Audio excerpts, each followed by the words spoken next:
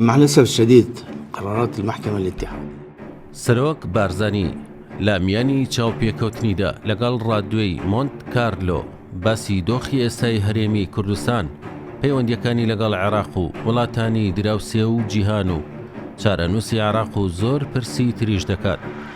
سەرۆک بارزانی لە وەڵامی پرسیارێکدا دەڵێت ئێمە کاتێک بەشداریمان لە حکوومەتی بەڕێز محەممەد شیع سوودانیدا کرد لەسەر بنەمای ڕێککەوتنێکی سیاسیدا بوو.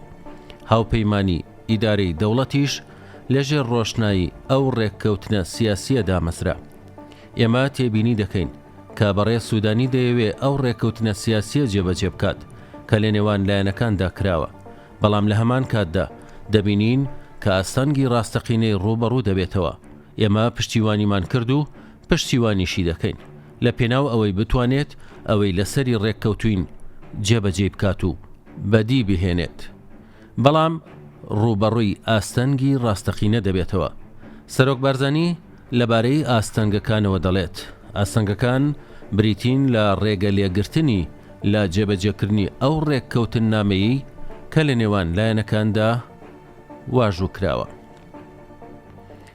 سەبارەت بەوەی تا چەند ئاسوودەن بە کارکردن لەگەڵ حکوومەتی ئێستا، سەرۆک بارزانی بە ڕاشکاوی دەڵێت ئێمە نیگەرانین لە دۆخەکە.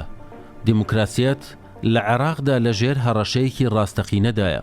لە ڕاستیدا ئەم بارودۆخە جێداخە، بەڵام بەڕاشکاوی دەڵێین ناکۆکی لەسەر بابەتە استراتیژی و ئاماژە استراتیژیەکانە. ئەگەر لەسەر بابەتە تاکتیکیەکان بواە زۆر ئاسان بوو.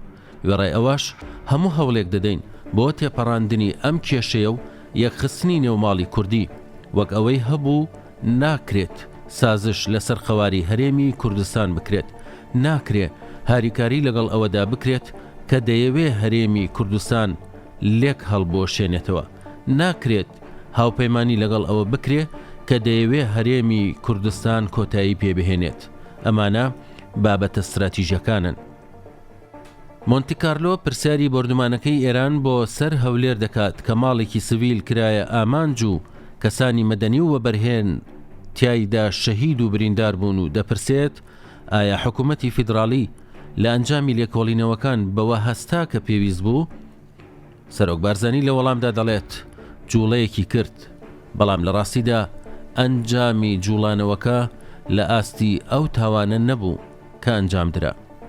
لەبارەی ئایندەی عێراقیشەوە سەرۆک بارزانی با ڕادیۆی مۆنت کارلۆی ڕاگەیاند یان عێراق ئەوە دەکات کە ڕێککەوتنی لەسەر کراوە و بۆ دیموکراسیەت دەگەڕێتەوە و بۆ بنەما سەرەکیەکان دەگەڕێتەوە کە هاوبەشی و سازان و هاوسەنگیە، ئەو کات ڕەنگە عێراق لەو قەیرانە ڕزگار بکرێت کە تیایدا دەژی. بەڵام تاگڕەویکردن لە دەسەڵات و دەست بەسەرداگرتنی هەموو شتێک لەلایەن گروپێکی دیاریکرا و قەوارەیەکی دیاریکرا و پێک هاتەیەکی دیاریکرا و لە ڕاستیدا عێراق بەرەو خراپتر دەڕوات.